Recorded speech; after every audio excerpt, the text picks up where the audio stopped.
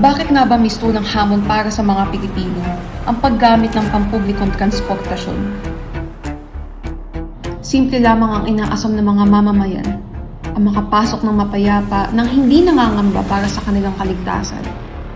Subalit, sa halip na magkaroon ng mga commuter ng kasangga, higit na nawawalan ng tiwala ang mga Pilipino dahil sa iilang dekadang katagalan na ng nasabing issue.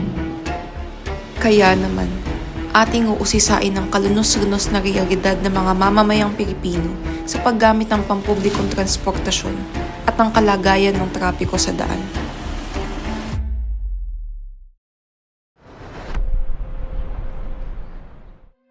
Ang Malolos, Bulacan ay isa sa mga lungsod sa gitnang Luzon na araw-araw sinisikil ng lumalalang trapiko.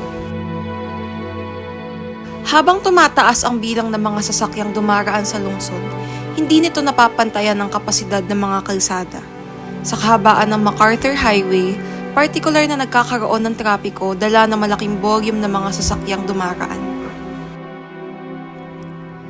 Dagdag pa rito, dahil major gateway ang Malolos na ikinokonekta ang Metro Manila at Central Luzon, umaabot ang trapiko hanggang sa NLEX.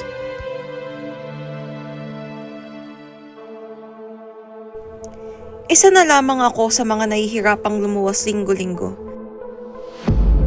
Matapos suungin ng trapiko sa Malolos, sasabay naman ng siksikang mga transportasyon pagdating ko sa Kamaynilaan.